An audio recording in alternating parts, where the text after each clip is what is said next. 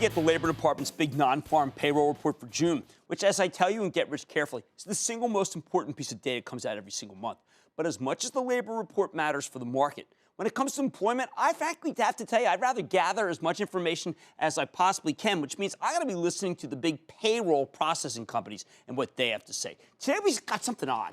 See, this morning, ADP, the largest payroll processor in the country, released their own monthly jobs report, which showed the biggest gain in hiring in 18 months and an increase of 281,000 new workers.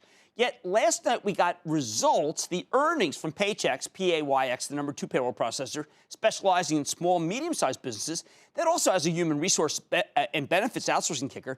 And some analysts squawked that those numbers, at least their earnings numbers, weren't anything to write home about. Paychex reported inline earnings and revenues, and their guidance was roughly what the analysts were expected. Some people say that it was a little bit too low, and that's why the stock got slammed, falling 98 cents or 2.3%.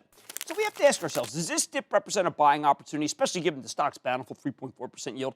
Why not take a closer look with Marty Mucci, the president and CEO of Paychex, hear more about the quarter and whether small businesses are hiring. Mr. Mucci, welcome back to Mad Money. Thanks, Jim. Good to be here. All right, Marty, I got to tell you, this was a tricky quarter. When I read through things, it was very clear that client and revenue retention, all-time highs. Growth in new business sales, strongest in 7 years. And yet some analysts question that you stayed conservative in your guidance, which is why the stock was down. How do I reconcile these things? Well, I think there was a little confusion on the accounting adjustment we made for the PEO business. The fact is that our margins aren't decreasing at all. In fact, I think we're going to see some upside to the operating margin.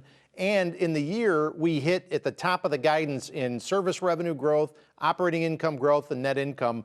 I thought it was a very strong year. I think the team did a great job, and I think the guidance is very reasonable. So we'll see how it plays out, but we feel good about our prospects in 15. I'm glad you said that because I went through the release, and I try to come at it unbiased. I don't look at the analyst reports first. I go through the conference call, and then I look at the analyst reports.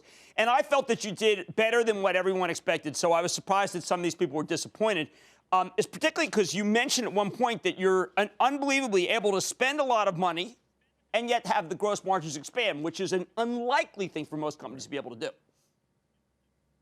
That's right. I mean, we feel good about we've increased our IT spend for a number of years now and have gotten deeply into the product innovation. We've got great products out there. We've done some acquisitions. I mean, the fact is financially, too, as our CFO said today, very strong financially. Our cash balance went up, even though we bought back $250 million worth of stock repurchases and paid dividends over $500 million.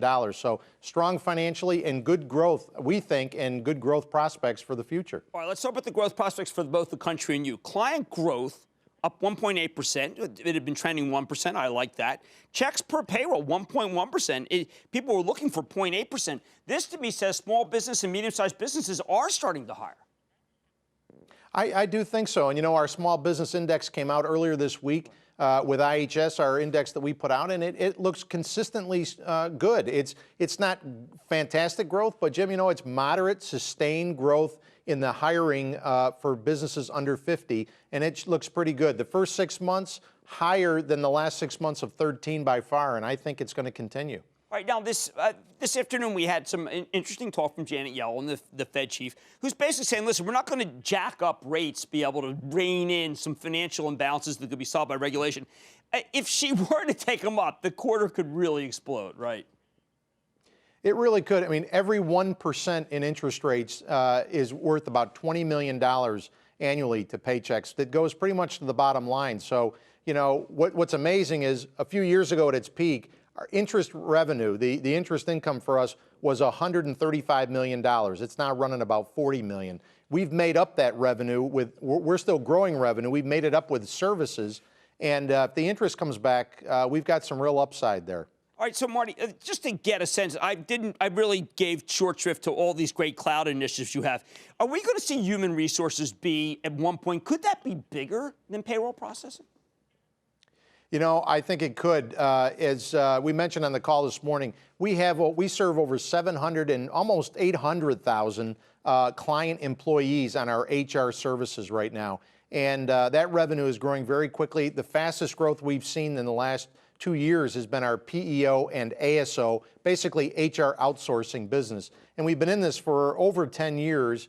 And we've got 400 HR professionals around the country who service these clients. So I think we'll serve a client employees over 1 million in just probably a year or year and a half. And I know from the Affordable Care Act that people need you now more than ever. Marty Mucci, the president and CEO of Paychex. Thank you so much for coming on the show, Marty.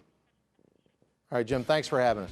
Guys, good story. A good yield. I think the people were far too negative when I read through the research. Go through the call. You'll feel as positive as I did. Paychex, it's for me. Mad Money's back in for the break.